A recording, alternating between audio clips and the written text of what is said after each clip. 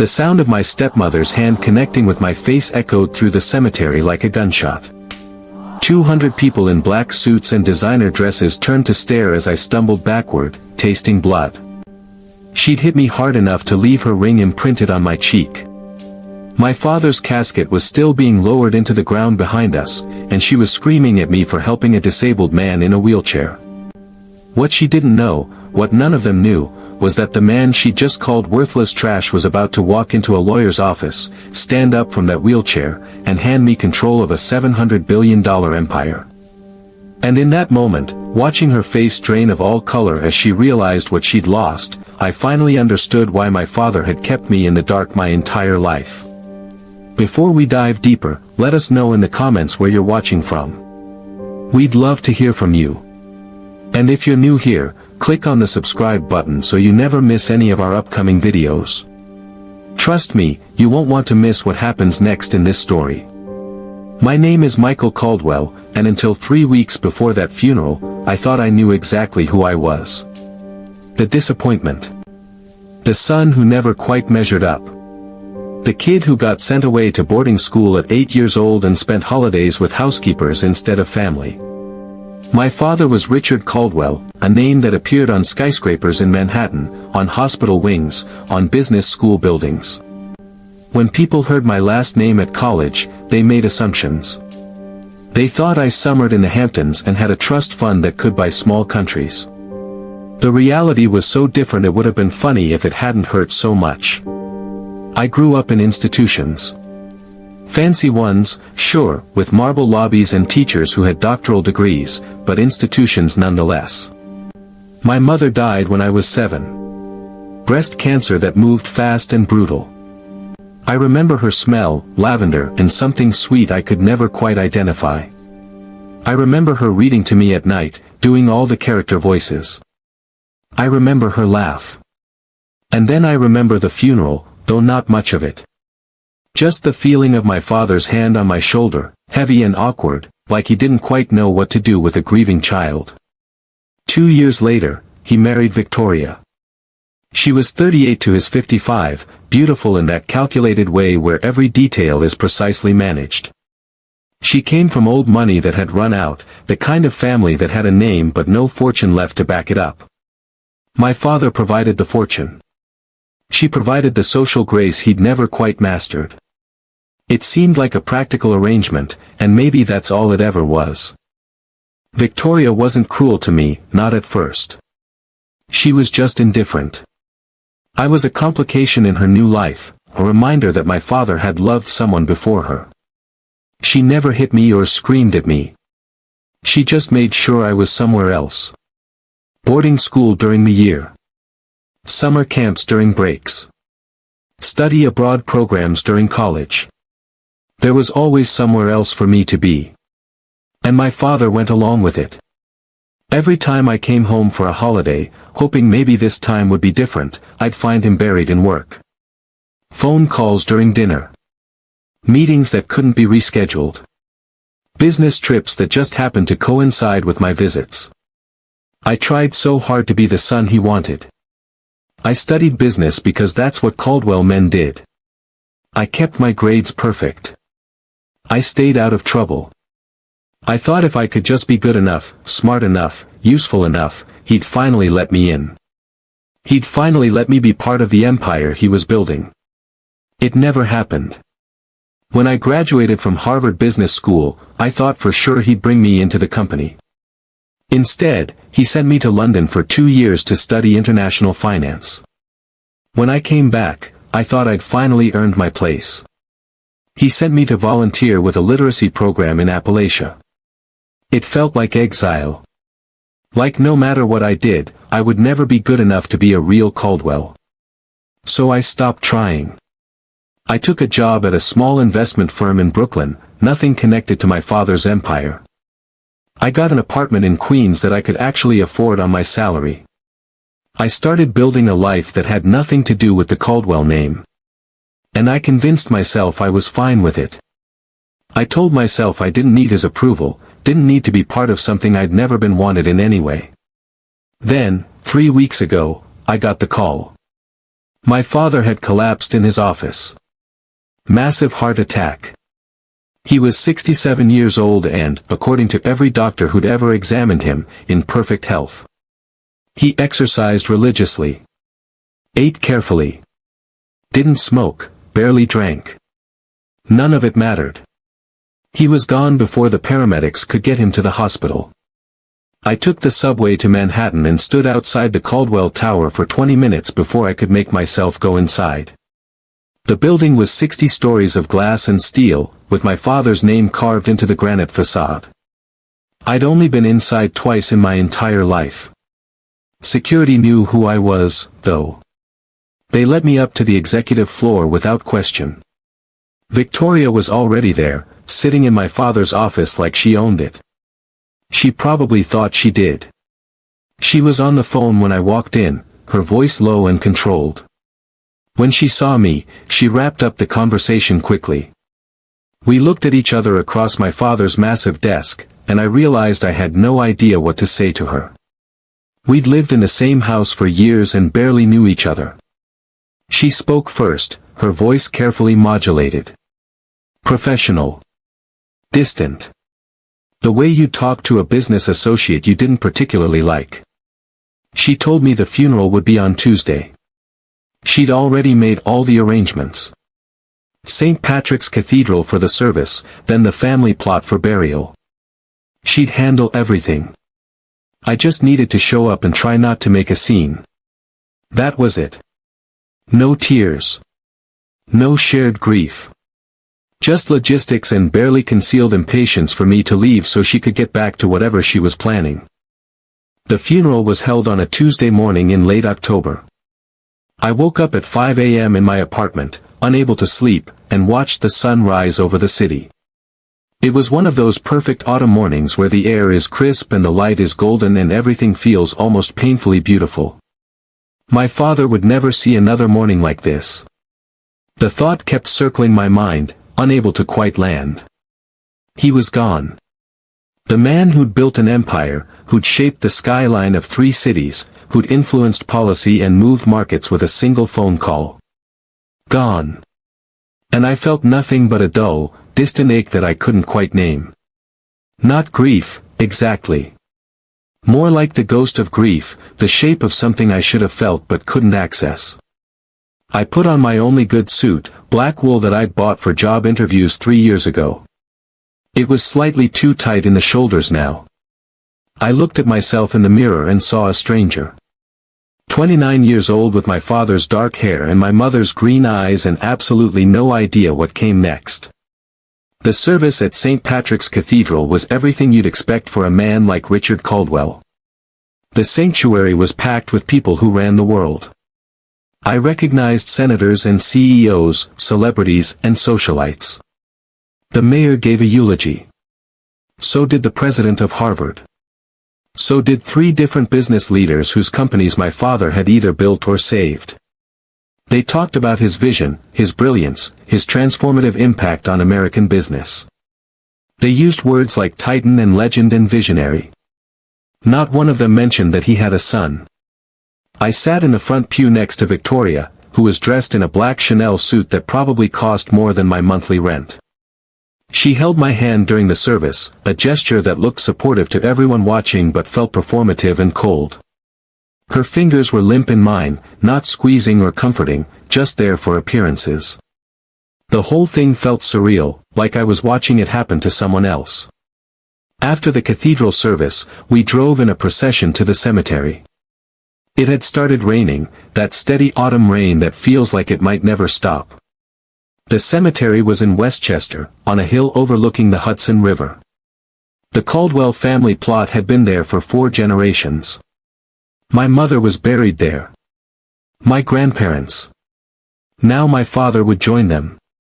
There were maybe 200 people gathered around the gravesite, all huddled under black umbrellas. I stood near the front and watched the casket being positioned over the open grave. The priest was saying something about ashes and dust, about eternal rest and resurrection. The words washed over me without landing. And that's when I saw him. An older man in a wheelchair, struggling to push himself through the wet grass. He was maybe 70, with thin white hair plastered to his head by the rain.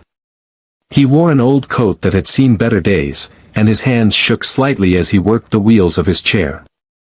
Security noticed him immediately. Two large men in dark suits started moving toward him, clearly intending to remove him from the private ceremony. I don't know what made me step forward. Maybe it was just instinct. Maybe it was the memory of my mother, who'd always stop to talk to people others ignored. Maybe it was just that in that moment, watching someone struggle while everyone else pretended not to see, I felt a sudden kinship with being unwanted. I walked over before security could reach him and knelt down beside the wheelchair. Up close, I could see he had kind eyes, pale blue and watery with age or emotion. His hands were gnarled with arthritis, the knuckles swollen and bent. He looked up at me with an expression I couldn't quite read. Surprise, maybe. Or recognition. He spoke quietly, his voice rough like he hadn't used it in a while. He told me he'd known my father. That he wanted to pay his respects. Something about the way he said it made me believe him. I nodded and started pushing his wheelchair toward the gravesite. The wheels caught in the soft, wet earth, and I had to put real effort into moving him forward. That's when Victoria's voice cut through the sound of rain and hushed conversations. She called my name, and there was an edge to her voice I'd never heard before. Sharp. Angry. Barely controlled. I turned to see her striding toward us, her face tight with fury that she was trying to mask as concern. She demanded to know what I was doing.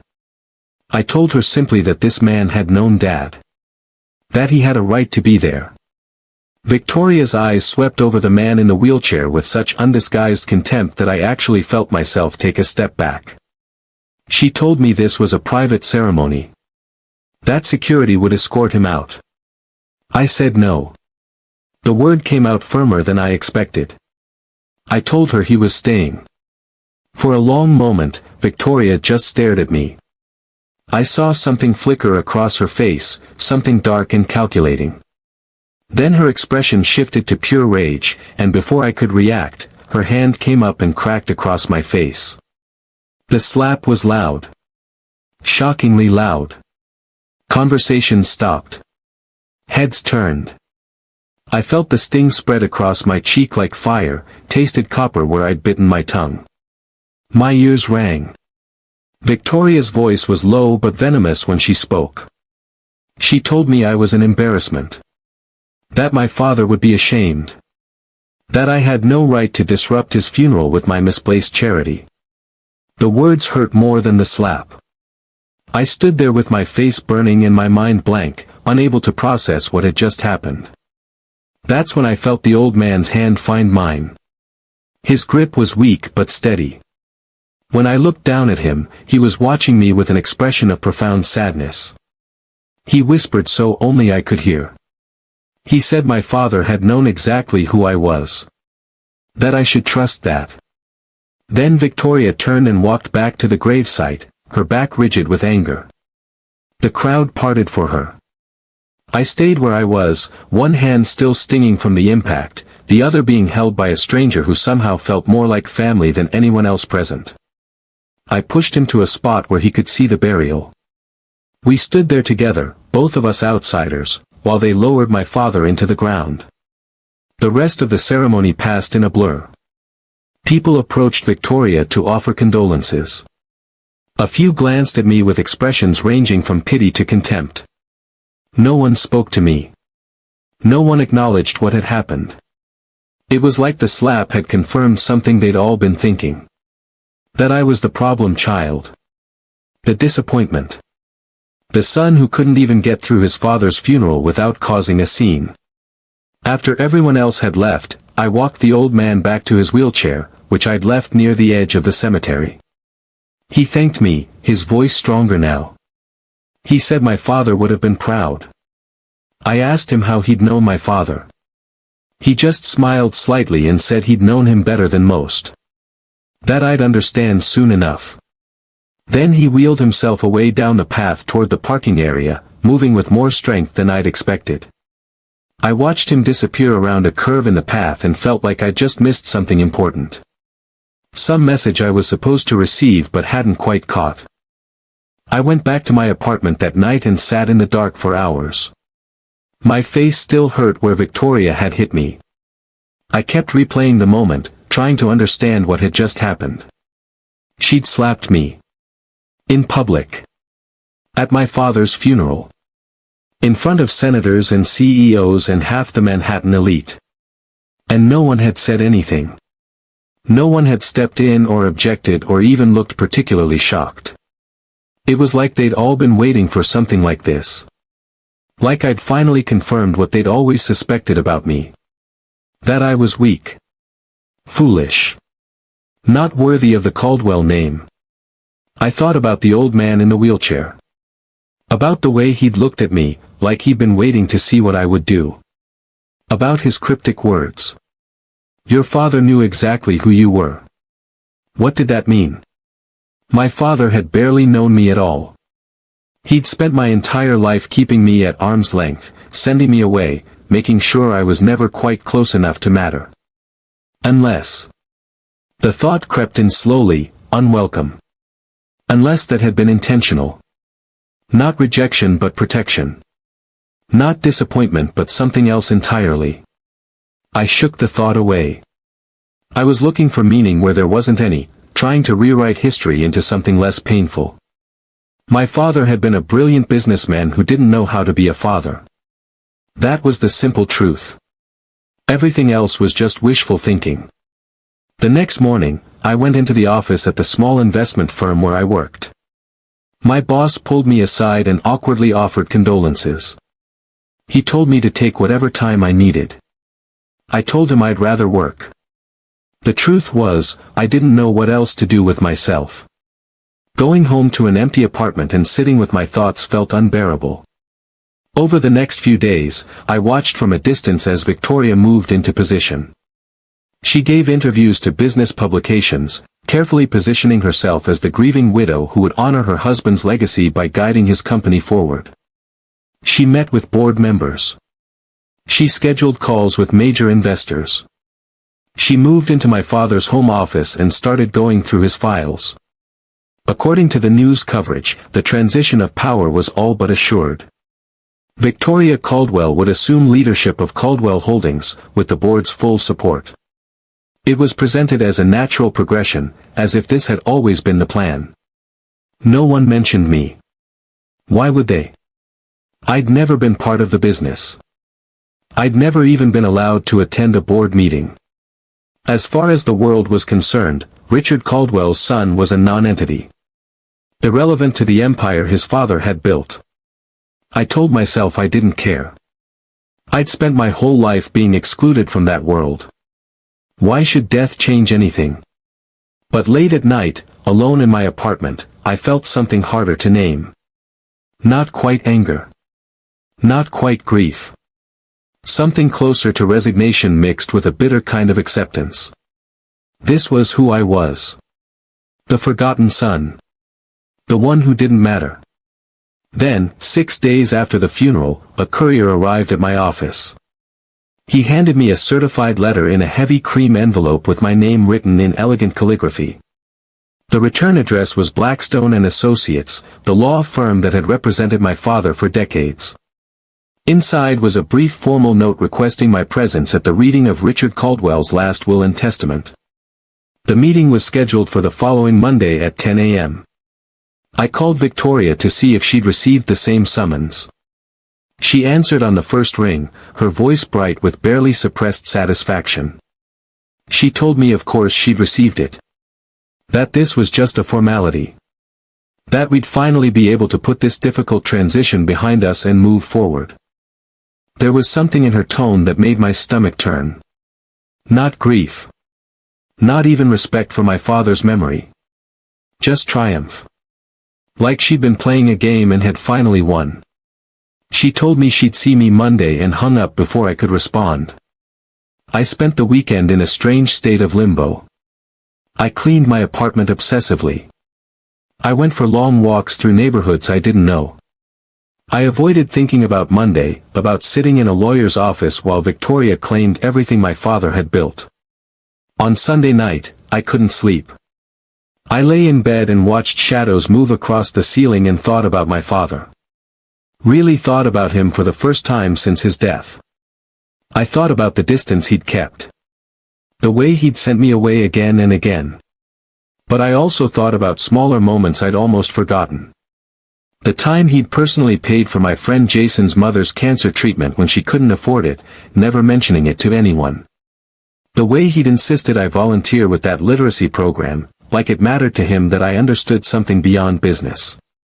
The time he'd called me at 2 a.m. when I was studying abroad, just to ask if I was okay. Not checking up on my grades or my plans. Just asking if I was okay. He'd said he'd been thinking about my mother, about the kind of person she'd been. About how she'd always seen people others overlooked. He'd said he hoped I had that quality too. At the time, I'd thought it was just late-night sentimentality. But now, lying in the dark, I wondered if it had meant something more. If maybe my father had been trying to tell me something I'd been too hurt to hear. If you're still watching at this point, drop a comment with "I'm still here."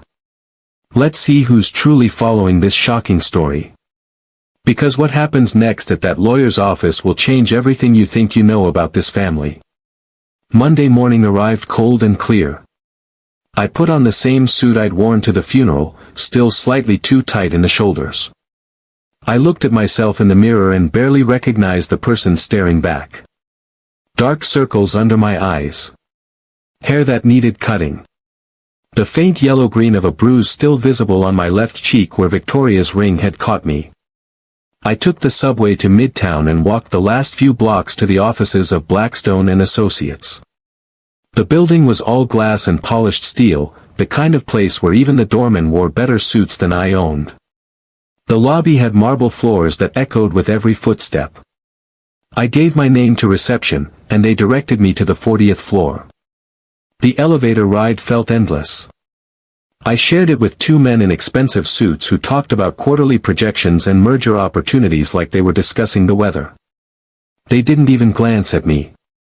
I was invisible, just another nobody in a building full of people who mattered. The 40th floor was quieter, hushed in that way expensive places are. Thick carpet absorbed sound. The receptionist spoke in near whispers. Everything was cream and mahogany and old money. I was directed to a conference room at the end of a long hallway. The door was already open. Inside, Victoria sat at the head of a massive table that could easily seat 20 people. She'd positioned herself in the seat that clearly belonged to whoever was running the meeting. A power move, subtle but deliberate. She wore a navy suit that probably cost more than my car would have if I owned one. Her hair was pulled back severely, and her makeup was perfect. She looked like she was about to close a business deal, not hear her dead husband's last wishes. She wasn't alone. Beside her sat a sharp-faced woman in her 50s who I'd never met but who carried herself with the kind of aggressive confidence that marked her as Victoria's personal attorney. Her name, I'd learn later, was Diane Forrester, and she specialized in estate law and hostile takeovers. Also present were three men I recognized from news coverage of my father's company. Board members. Senior executives. The kind of men who made decisions that affected thousands of lives and never lost sleep over it. They barely acknowledged me when I entered, just slight nods that could have meant anything or nothing. I took a seat near the middle of the table, as far from Victoria as I could get without being obvious about it. The chair was leather and probably cost more than my monthly rent. I felt like an imposter, like someone had made a mistake letting me into this room with these people. For the next 10 minutes, others arrived. My father's accountant, a nervous man who kept adjusting his glasses. Two more lawyers from Blackstone and Associates. A woman who introduced herself as the executor of my father's estate. Everyone had a role, a purpose for being there. Everyone except me, apparently. I was just the son. The forgotten one. The obligatory invite. Victoria kept glancing at her phone, responding to messages with quick, efficient taps. She looked bored, like this was just another meeting in a long day of meetings. At exactly 10 a.m., the door opened again. And everything changed. The man who entered pushed a wheelchair, but he walked with steady, certain steps. He wore an impeccably tailored charcoal suit with a white shirt and a burgundy tie. His shoes were polished to a mirror shine. His white hair was neatly trimmed, and he carried himself with quiet authority. It took me several seconds to recognize him. The beggar from the funeral. The man I'd helped through the rain. The one Victoria had called trash. But he looked completely different. The threadbare coat was gone. The trembling hands were steady. The bent, defeated posture had transformed into something commanding. He moved to the head of the table, opposite Victoria, and she went pale. Actually pale, the color draining from her face like someone had pulled a plug. Her mouth opened slightly, but no sound came out. The man positioned the wheelchair carefully against the wall, then stood beside it with his hands clasped in front of him. When he spoke, his voice was strong and clear, nothing like the rough whisper from the cemetery. He introduced himself as James Patterson. He'd been the senior legal counsel for the Caldwell family for 32 years.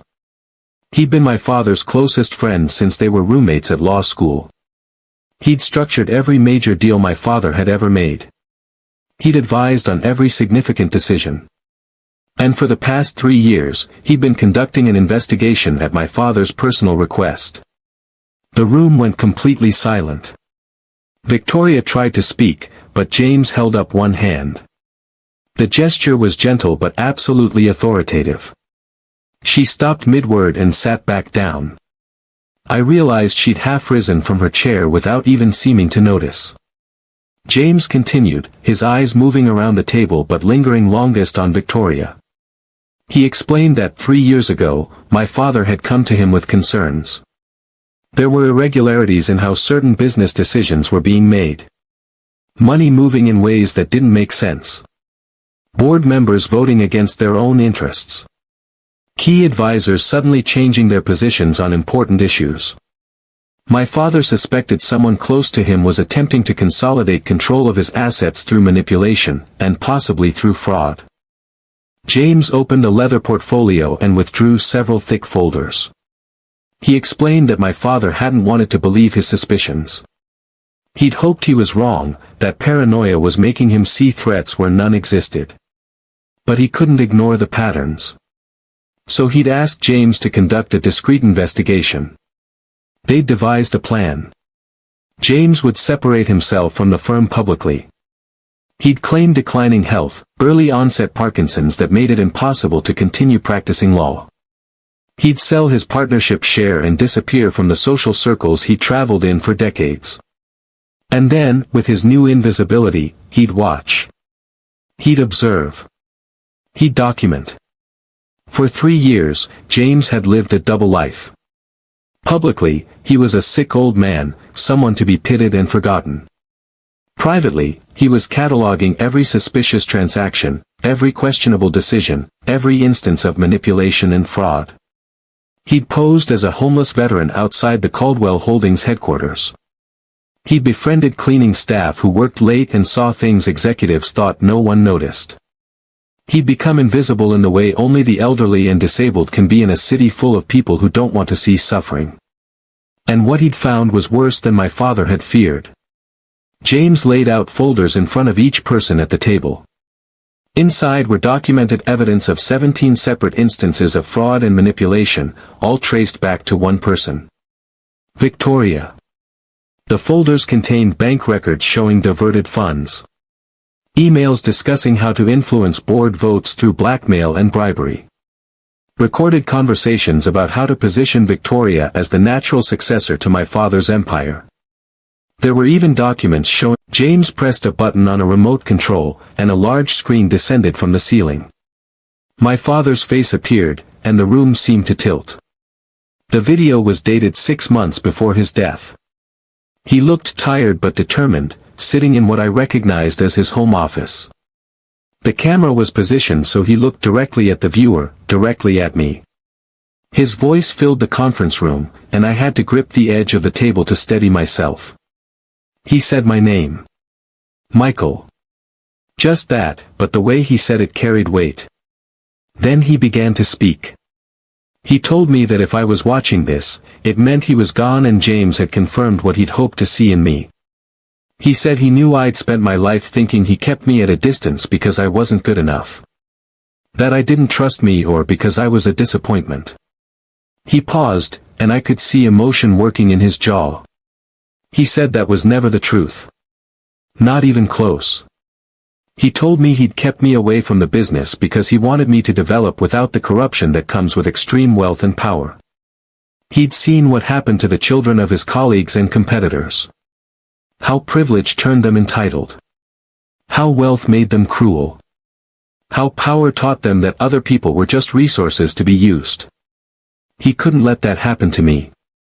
He couldn't let me become the kind of person who'd ignore a man struggling in a wheelchair because helping wasn't socially advantageous. So he'd sent me away. Not because he didn't love me but because he loved me too much to let wealth destroy who I could become. He'd send me to boarding schools where I'd have to earn respect instead of buying it. He'd sent me to work with literacy programs in rural communities so I'd understand that intelligence and worth aren't determined by zip code. He'd kept me out of the business so I'd learn to build something myself, to understand the value of work that isn't handed to you.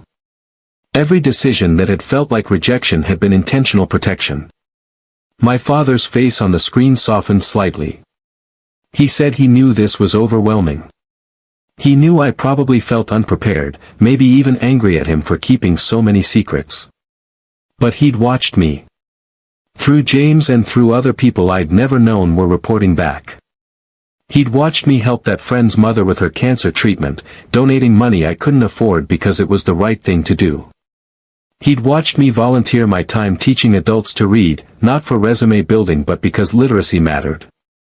He'd watched me treat everyone from janitors to CEOs with the same basic respect. And he'd known. He'd known I was ready for what came next. The video continued, and my father's expression became more serious. He said that 18 months ago, he'd begun restructuring the entire Caldwell Holdings Corporation. He'd worked with James and a small team of trusted advisors to transfer 70% of all assets, properties, investments, and business interests into an irrevocable trust. The trust had one sole beneficiary and controller. Me. The numbers he stated didn't feel real. Approximately $700 billion in total assets. Control of properties in 43 countries. Majority shares in 17 major corporations. A private equity firm managing over $200 billion in investments. Venture capital funds. Real estate holdings. Technology patents. Media companies. The list went on. All of it, effective immediately upon his death, belonged to me. My father leaned closer to the camera. He said he was leaving Victoria a settlement of $20 million and the house in Connecticut. That was more than generous considering she'd entered the marriage with nothing and had spent 5 years trying to steal everything. She would sign a non-disclosure agreement and leave quietly, or she would face criminal prosecution for fraud, embezzlement, and conspiracy. James had all the evidence needed to ensure a conviction. The video showed my father sitting back in his chair. His expression softened, became almost vulnerable in a way I'd never seen from him in life. He talked about my mother. About how she'd been the best person he'd ever known, how she'd seen goodness in everyone, how she'd taught him that success without compassion was just expensive emptiness. He said losing her had nearly broken him. That he'd thrown himself into work because it was easier than feeling the grief. That he'd kept me at a distance partly because looking at me was like looking at her, and the pain had been unbearable. But that was his failure, not mine. His weakness, not my inadequacy. He'd let grief turn him into a father who wasn't present, who couldn't show love in ways that mattered. And by the time he'd figured out how to bridge that distance, I was already grown and he didn't know how to begin. So he'd done the only thing he knew how to do. He'd built something. Not just wealth but a system, a foundation, a possibility. He'd created the means for me to do something meaningful with my life if I chose to. And he'd structured it so that Victoria, who he'd realized too late was everything my mother wasn't, couldn't touch any of it. My father looked directly into the camera, and when he spoke again his voice was rough with emotion. He said he knew this was an impossible burden. That $700 billion came with responsibilities that would consume my life if I let it. But he also knew that if anyone could handle it with grace, with compassion, with real purpose, it was me. Because I'd helped a stranger at his funeral despite social cost. Because I'd shown kindness when cruelty would have been easier. Because I had my mother's heart. He said he was sorry. Sorry for the distance. Sorry for all the times I'd needed a father and got logistics instead. Sorry for not being brave enough to tell me these things while he was alive. But he wasn't sorry for trusting me with this. He wasn't sorry for believing I could be better than he'd been. The video showed him starting to say something else, then stopping. He sat there for a long moment, just looking at the camera, looking at me.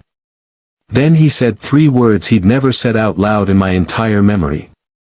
I love you. The screen went dark. The conference room was absolutely silent. I couldn't breathe. Couldn't think. Couldn't process any of what I just heard. My father had loved me. He'd kept me away not from disappointment but from love. He'd watched me from a distance and been proud. And he'd left me everything, not just wealth but the responsibility and the opportunity to do something that mattered with it. I looked up and found James watching me with an expression of profound compassion. He said quietly that my father had spent his last 2 years setting this up. Making sure every detail was perfect. Making sure I'd be protected and supported. Making sure Victoria would be stopped. He'd known his heart wasn't strong. The doctors had told him he had maybe 5 years if he was careful, less if he wasn't. He'd chosen to spend that time building a legacy not of wealth but of values. Of purpose. James turned to Victoria, and his expression hardened. He laid out her options with clinical precision. She could sign the settlement agreement and the non-disclosure agreement. She would receive $20 million, keep the Connecticut house, and walk away. Or she could refuse, and he would immediately file criminal charges. Fraud. Embezzlement. Conspiracy to commit fraud. Attempted manipulation of legal proceedings. The evidence was overwhelming. She would face decades in prison. She had 60 seconds to decide. Victoria's hands trembled as she reached for the documents. For a moment, I thought she might try to fight. Might call his bluff. But then I saw her face and realized she knew. She knew every word was true. She knew the evidence was real. She knew she'd been caught. Victoria signed the papers with violent, angry strokes of the pen. Her hand shook so badly that her signature was barely legible. With each document, I could see her fury growing, her face reddening, her breathing becoming more rapid. She was losing everything she'd spent 5 years positioning herself to take. Everything she'd schemed and manipulated and lied for. And it was disappearing with the stroke of a pen. When she finished signing, she stood abruptly. The chair scraped loudly against the floor. She looked at me, and the hatred in her eyes was so pure it was almost fascinating. Like I was seeing her real face for the first time. No mask. No performance. Just rage and contempt and the bitter sting of complete defeat. She didn't say anything. Didn't scream or threaten or try to bargain. She just gathered her things, nodded to her attorney who sat frozen and clearly hadn't known the extent of what her client had done, and walked out. Her heels clicked against the marble floor. The sound faded down the hallway. And then she was gone. I never saw Victoria Caldwell again. Later, I'd hear that she'd moved to Monaco within a month. That she'd remarried within a year, this time to a banking executive from old European money. That she spent her time at charity galas and society events, playing the role she'd always wanted. The role of wealthy socialite. The role that was all surface and no substance. But in that moment, watching her leave, I didn't feel triumph or satisfaction. I felt something closer to sadness. She could have been part of something meaningful. My father had married her, which meant at some point he believed she could be. But she'd chosen ambition over integrity. Power over principle. And she'd lost absolutely everything that mattered. After she left, James guided me through the basics of what I'd just inherited. The room full of lawyers and board members watched with expressions ranging from curiosity to calculation. They were already figuring out how to position themselves with the new power structure. Already wondering if I'd be someone they could work with or someone who'd replace them. James explained that the Caldwell empire was structured in layers. At the top was Caldwell Holdings, the parent corporation that controlled everything else. Below that were dozens of subsidiary companies, each focused on different sectors. Real estate. Technology. Media. Healthcare. Energy. Financial services. Some I'd heard of. Many I hadn't. The total annual revenue was somewhere north of $400 billion. The total assets were valued at approximately $700 billion. Though James cautioned that the number fluctuated with markets and that some assets were difficult to value precisely. There were properties I'd never heard of. A castle in Scotland. Apartment buildings in Tokyo. Office towers in Dubai. A private island in the Caribbean that my father had apparently used for executive retreats. There were investments in startups that were developing everything from cancer treatments to renewable energy to artificial intelligence. There were charitable foundations I didn't know existed, quietly funding research and education and healthcare access across dozens of countries.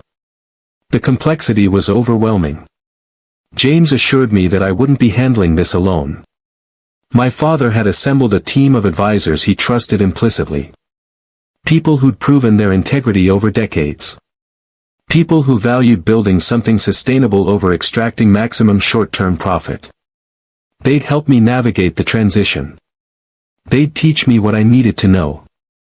But the final decisions, James emphasized, would be mine. I was the sole controller of the trust. No board of directors could override me. No shareholders could vote me out. My father had structured it that way deliberately. He'd wanted to ensure that whoever inherited his life's work would have the power to transform it without interference from people invested in the status quo. It was an extraordinary amount of power to place in one person's hands. And it was mine. All of it. Because I'd helped a man in a wheelchair. The meeting lasted another 3 hours. Lawyers explained technical details I barely understood. Accountants walked me through financial structures that made my head spin. Board members introduced themselves and made careful pitches about their value to the organization. James sat beside me the entire time, occasionally leaning over to whisper context or warn me about who was trustworthy and who was just positioning themselves. By the time we finished, it was after 2 p.m. and I hadn't eaten anything since the previous night. I felt lightheaded and unsteady, like I might float away if I let go of the table. James suggested we get lunch. We went to a quiet restaurant a few blocks away, the kind of place with white tablecloths and discreet service where business people went to have conversations they didn't want overheard. James ordered for both of us, something I was grateful for because I couldn't focus enough to read the menu. When the waiter left, James looked at me with an expression of kind concern. He asked how I was holding up. I told him the truth. I had no idea. I couldn't process what had just happened. 12 hours ago, I'd been an investment analyst living in Queens, making $60,000 a year, wondering if I'd ever be able to afford to buy an apartment. Now I apparently controlled $700 billion and owned properties on 6 continents. The numbers didn't mean anything. They were too large to comprehend. James nodded like he understood. He told me my father had predicted I'd feel this way. That's why he'd left another letter. A private one, separate from the video. James reached into his jacket pocket and withdrew an envelope. My father's handwriting on the front said simply, For Michael, when you doubt. I opened it carefully. Inside was a single page of stationery, covered in my father's precise handwriting. I read it twice before the words started to land. He wrote that if I was reading this, I was probably terrified. Probably wondering why he'd burdened me with this responsibility. He said he understood that feeling. He'd felt it himself when he'd first started building the company, back when he was just a kid from Brooklyn who'd gotten into Harvard on scholarship and had no idea what he was doing. But here's what he'd learned, he wrote. Wealth isn't about the money. It's about what you choose to do with it. He'd built the empire through ruthless competition and calculated risks. He'd made enemies. He'd hurt people. He'd prioritized profit over principle more times than he could count, and those decisions haunted him. But in his last years, he'd started to understand that power without purpose was just emptiness dressed in expensive suits. I had something he'd had to learn the hard way, he wrote. Something he'd never fully mastered. I had compassion. I saw people, not just their utility. I treated the janitor with the same respect as the CEO. That wasn't weakness, no matter what people like Victoria might say. It was strength. It was the rarest quality in people with real power. And it's why he trusted me with this. Not because I'd maximize quarterly returns, though he thought I'd do fine on that front. But because I'd ask different questions. I'd wonder how decisions affected real lives. I'd build something that mattered beyond the balance sheet. He wrote that he was sorry. Sorry for not being the father I deserved. Sorry for all the distance when what I'd needed was closeness. Sorry for not being brave enough to tell me these things face to face while he was alive. But he wasn't sorry for trusting me with this. He wasn't sorry for believing I could be better than he'd been. The letter ended with a request. Be kinder than I was, he wrote. Build something that lasts not because it's profitable but because it matters. Make the empire mean something beyond wealth. Make it mean something to the people whose lives it touches. That's all I ask. With love I should have shown better, Dad. I set the letter down and realized my hands were shaking. James signaled the waiter and ordered whiskey for both of us despite it being early afternoon. When the drinks came, he raised his glass. He said my father would be proud. Not of the inheritance, but of who I'd become despite everything. We drank in silence. The whiskey burned going down but helped center me somehow. Reminded me I was real, that this was happening, that I needed to figure out what to do next. James told me to take a few days. To let it all sink in before making any decisions. He'd handle the immediate logistics, the paperwork and announcements and all the technical details. I could stay in my apartment if I wanted. Or I could move into one of the properties that was now mine. Whatever felt right. I asked him what he thought I should do. He smiled slightly and said that wasn't his decision to make. But if he were in my position, he'd start by understanding what my father had actually built. Not the financial reports and corporate structures, but the real impact. Where the money went. Who it helped or hurt. What it was actually for. That night I went back to my apartment in Queens. I unlocked the door and stood in the small living room that suddenly felt even smaller. 2 bedrooms, 1 bathroom, a kitchen with appliances from the 1990s. I'd thought this was fine. I'd thought I was building something myself, independent of my father's wealth. And I had been. But now everything had changed. I made coffee and sat at my kitchen table and tried to think. Really think about what I wanted to do with what I'd been given. The easy path would be to hire managers and let them run everything while I lived off the returns. I could travel. Buy whatever I wanted. Never work another day in my life. But that felt hollow. My father hadn't given me this so I could be another rich person collecting toys. He'd given it to me because he believed I could do something meaningful with it. The next morning I called James and told him I was ready to start. He picked me up in a car that probably cost more than my entire apartment building and drove me to the Caldwell Tower. We went up to the top floor, to my father's office. The space took up the entire floor with floor-to-ceiling windows offering a 360-degree view of Manhattan. You could see from the Hudson to the East River, from downtown all the way to the northern tip of the island. It was breathtaking and slightly terrifying. James told me this was my office now if I wanted it. I stood in the center of the room and tried to imagine working here, making decisions that would affect thousands of people's lives. The thought made me dizzy. But then I noticed something on my father's desk. It was exactly as he'd left it. Coffee cup with a faint ring stain. Reading glasses folded beside a stack of financial reports. A photograph tucked into the corner of his desk blotter. I picked up the photo carefully. It showed me at maybe 9 years old, gap-toothed and sunburned, holding up a fish I'd caught on a camping trip. I remembered that trip. It was the one time my father had taken a full weekend away from work to do something with just me. I'd thought he'd been distracted and bored the whole time. I'd thought it was obligation, not desire. But he'd kept this photo on his desk where he could see it every day. For years. While he made billion-dollar decisions and shaped markets and built his empire, this photo of his awkward kid had been right there in his line of sight. The realization hit me like a physical blow. He'd loved me. All along, despite the distance, despite everything, he'd loved me.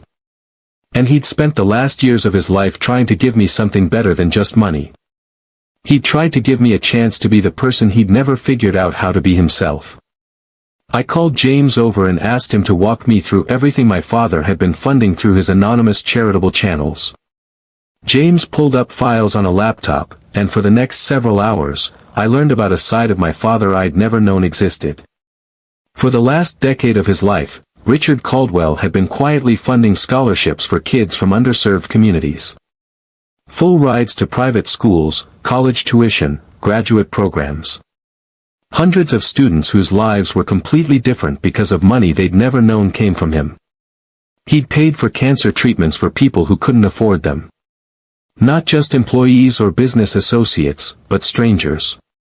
People whose stories had reached him through various channels, who were choosing between treatment and bankruptcy. He'd covered their bills anonymously. He'd supported literacy programs across rural America. Job training initiatives. Community health clinics. Small business loans for entrepreneurs in communities that banks had given up on. Food banks. Housing assistance programs. Legal aid for people who couldn't afford representation. He donated hundreds of millions of dollars without ever attaching his name to any of it. No buildings with his name. No plaques or recognition ceremonies.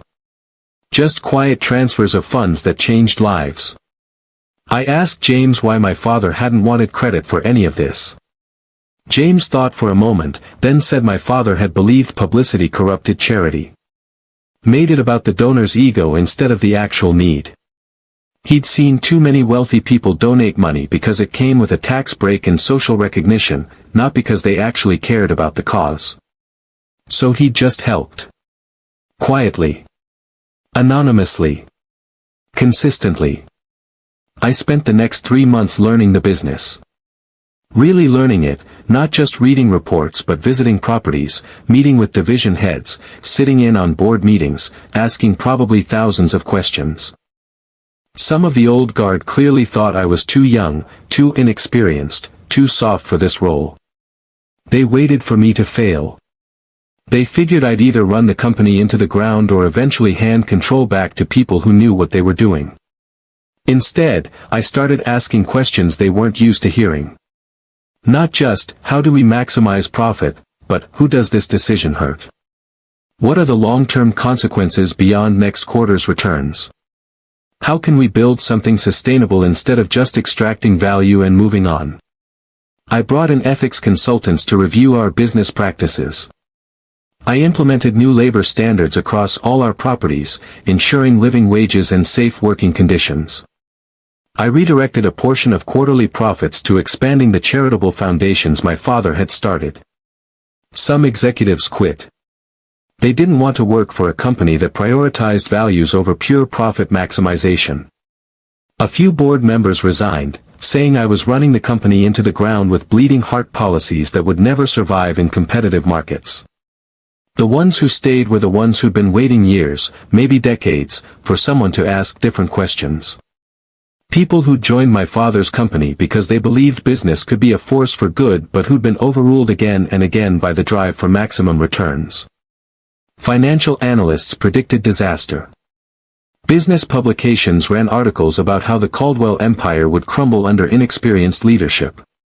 Competitors waited for us to stumble so they could pick up the pieces. The first year was brutal. Our growth slowed. Some quarters we barely broke even because I'd invested so heavily in improving worker conditions and environmental standards and ethical supply chains. The stock prices of our publicly traded subsidiaries took hits. But something unexpected started happening in the second year. We began attracting different kinds of talent. People who wanted to work for a company that had values beyond shareholder returns.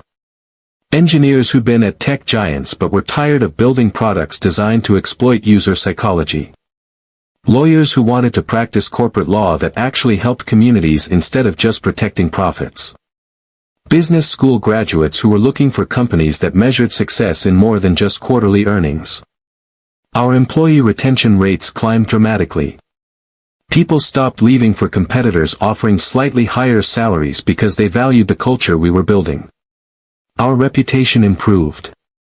Companies that had refused to work with us during my father's more aggressive years started returning our calls. We got contracts we wouldn't have been considered for before because clients wanted to work with an ethical company. By the third year, something remarkable happened. We were growing again, but differently. More sustainably. More ethically. More focused on long-term stability than quarterly spikes. And we were more profitable than we'd been in years. Not despite the ethical standards but because of them. We attracted customers who wanted to support businesses that treated people well. We retained employees who became more productive because they believed in what we were doing. We built partnerships based on trust instead of just contractual obligations. The analysts who predicted our downfall started writing different stories. About how ethical business practices could actually drive profit. About how the next generation of corporate leadership might look different from what came before. I was asked to speak at business schools, to write op-eds about corporate responsibility, to sit on panels about stakeholder capitalism. I declined most of it. My father had been right about publicity corrupting purpose. If I spent all my time talking about what we were doing, I'd have less time to actually do it. But I did start to build relationships with other business leaders who were asking similar questions. Who were trying to prove that you could be profitable without being predatory. That you could build wealth without destroying communities. That capitalism didn't have to be a zero-sum game. 5 years after my father's death, I established the Richard Caldwell Foundation for Second Chances. The mission was simple. Provide resources and support for people who'd been counted out, overlooked, or dismissed by society. People like the version of James Patterson my father had asked him to become. We funded job training programs for formerly incarcerated people. We provided housing assistance for families experiencing homelessness.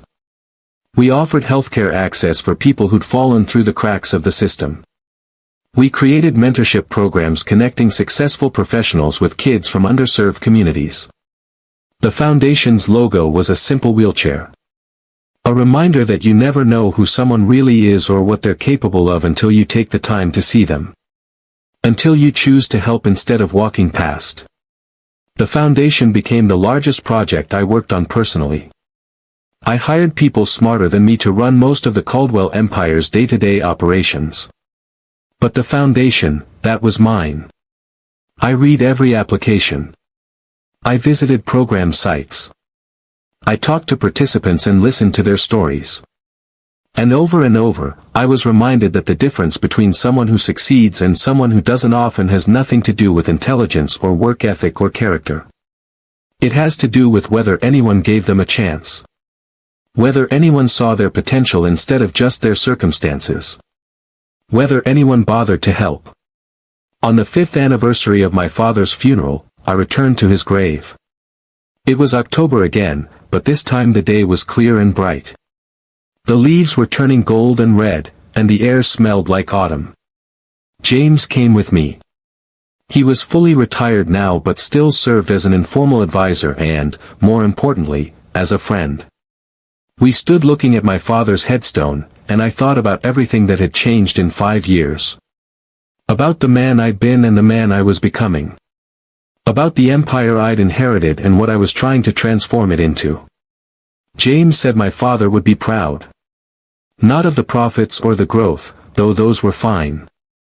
He'd be proud that I'd built something with purpose. That I'd asked different questions than he'd been brave enough to ask. I told James the first missed my father. That I wished I'd understood what he was trying to do while he was still alive. That I wished we'd had more time. James nodded. He said my father had known I'd feel that way. That's why he'd left the video and the letter. He'd wanted to make sure I understood, even if the understanding came too late for us to talk about it face to face. I asked James if he thought I was doing it right. If the changes I'd made were what my father would have wanted. James smiled and said my father hadn't left me the empire because he wanted me to do things his way. He'd left it because he trusted I'd find a better way. That I'd have the courage to build something he'd only started to imagine in his final years. We stood in silence for a while. Then I placed a new photograph against the headstone. It was from the Foundation's opening ceremony, showing me surrounded by the first group of program participants. People who'd been given second chances. People who'd been seen when others looked away. People whose lives were different because someone had chosen to help instead of judging. My father had tested me with that choice at his funeral. And every day since, I'd been trying to prove that his faith wasn't misplaced. That compassion and success weren't opposing forces. That you could inherit an empire and use it to build something that actually mattered. Running a $700 billion empire isn't what movies make it seem like.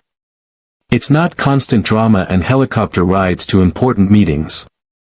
Most of it is careful decisions made in quiet offices, choosing between options that all have consequences, trying to balance competing values and responsibilities. It's boring spreadsheets and long strategy sessions and complex negotiations where every word matters.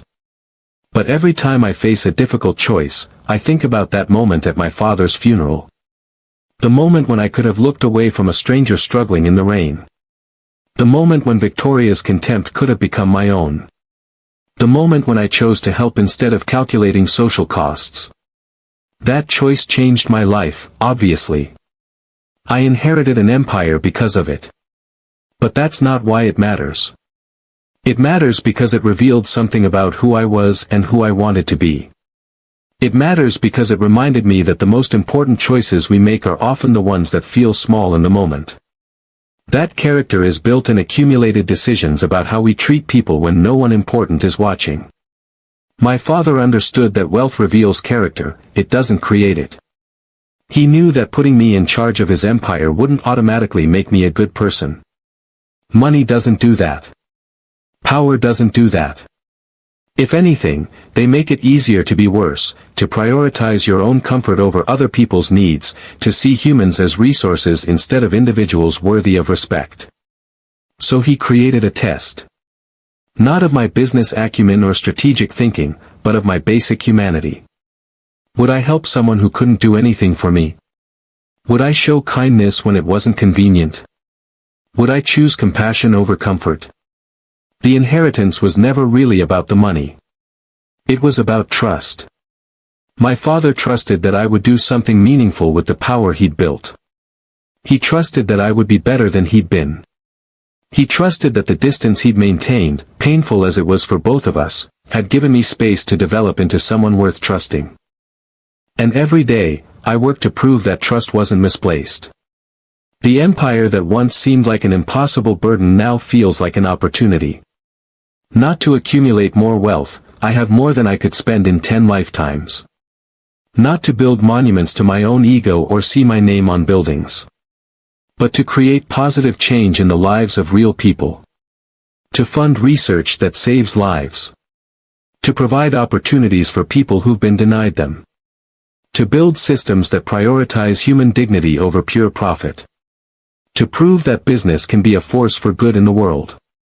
I still live in Queens, actually.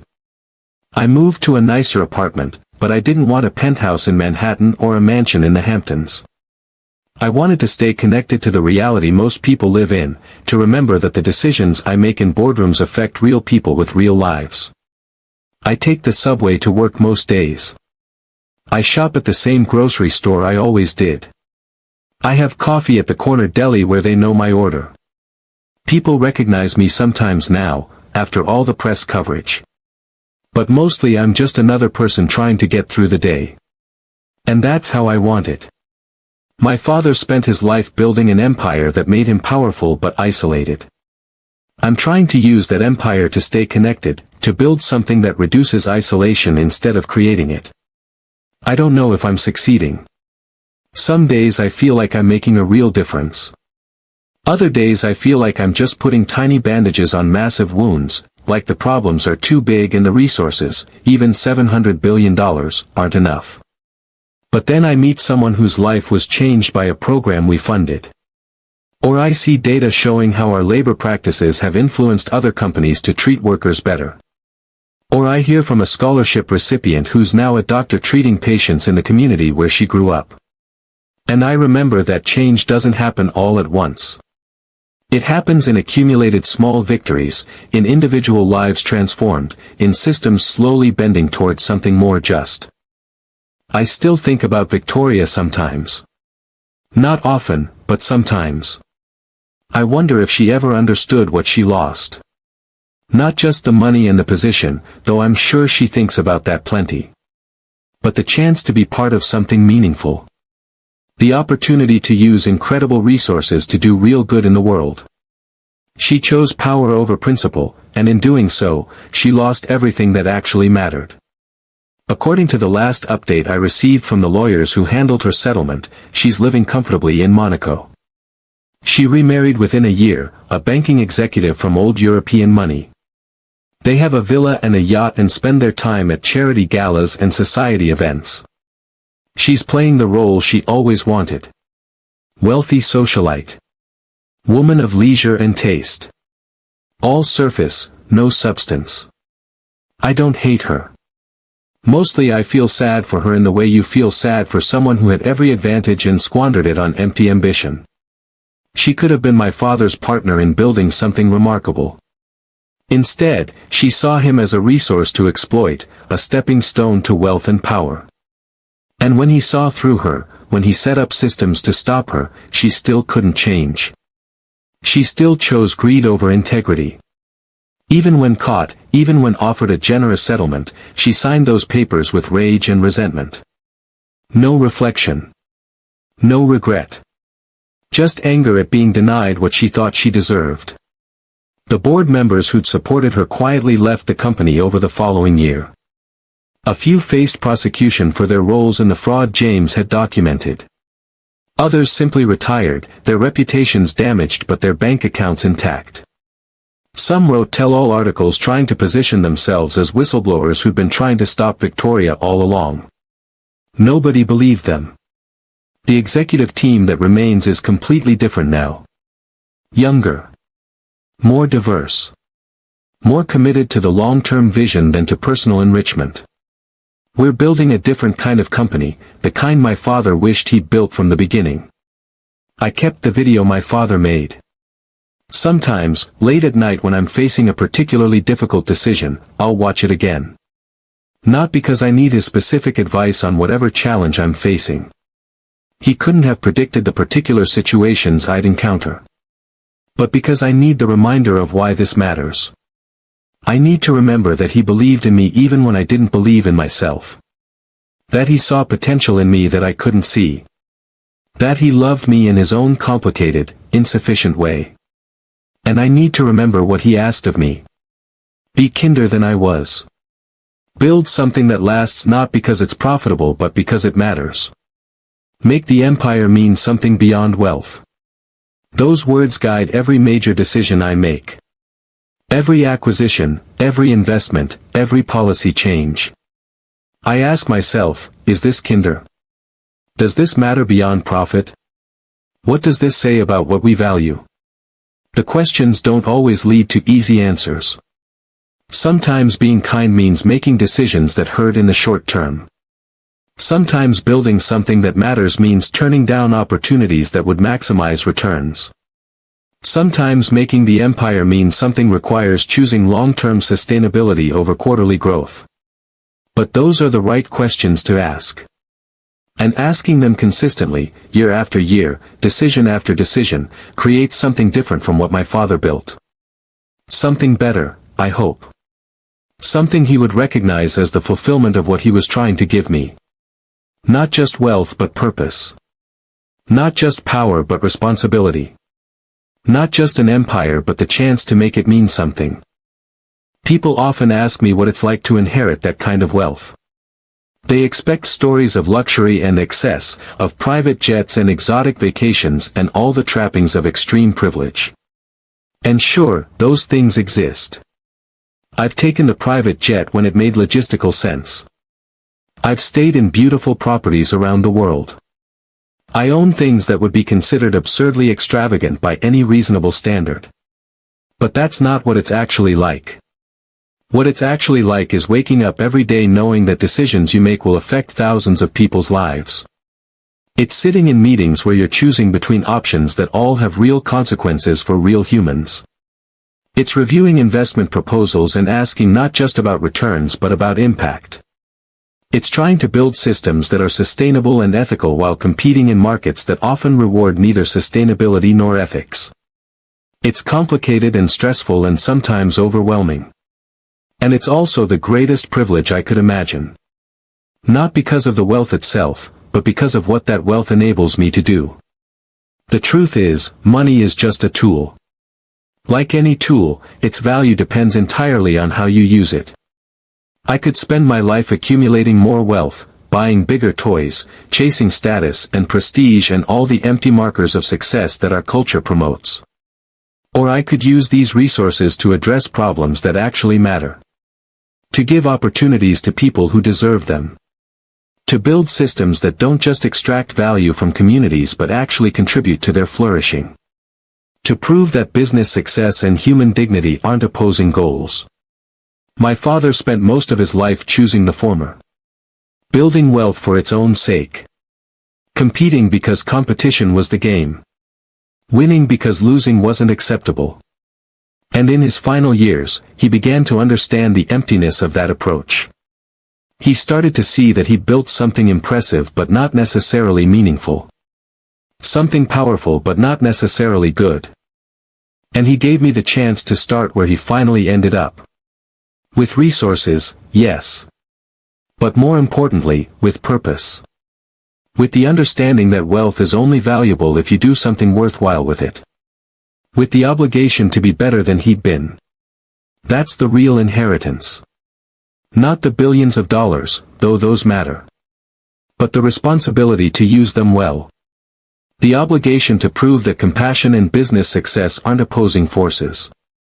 The chance to show that inheriting power doesn't mean perpetuating the same extractive practices that created that power in the first place. I think about the man my father pretended to be at his own funeral. Vulnerable. Overlooked. Dismissed. I think about how easily Victoria and others ignored him, how quickly they wrote him off as worthless.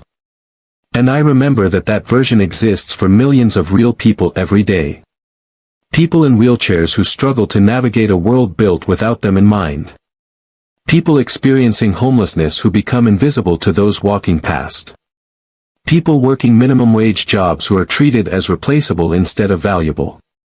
People whose circumstances have led others to judge them as less deserving of dignity and respect. My father's test wasn't really about me. It was about all of them. About whether I could see the human being behind the circumstance. About whether I would help or walk past.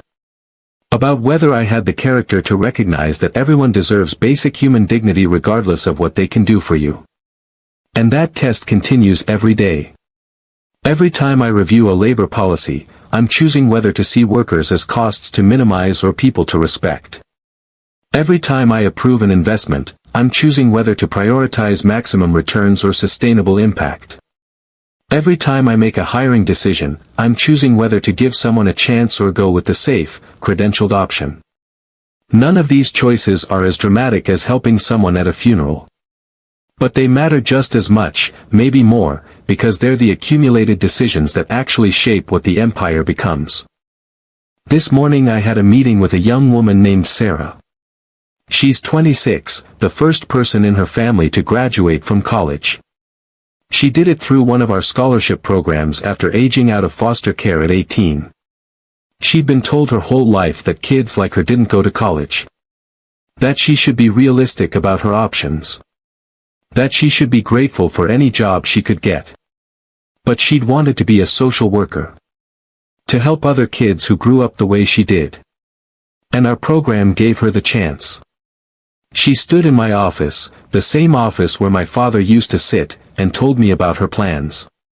She's going back to school for her master's degree in social work. She wants to specialize in helping kids transition out of foster care, to make sure they have support systems and resources and someone who believes in them. And I thought about how my father's money, the money he made through sometimes ruthless business practices, was now creating opportunities for people he'd never meet. How his legacy was being transformed into something more generous than he'd probably imagined possible. How Sarah's future clients would benefit from help funded by an empire built on corporate competition. That's what inheritance really means. Not just receiving what someone leaves behind, but transforming it into something worth leaving to others. Not just accepting wealth, but accepting the responsibility to use it well. Not just maintaining an empire, but asking what that empire should actually be for. I don't know if I'm doing it right. I make mistakes regularly. I've made decisions that didn't work out the way I hoped. I've failed people who were counting on me.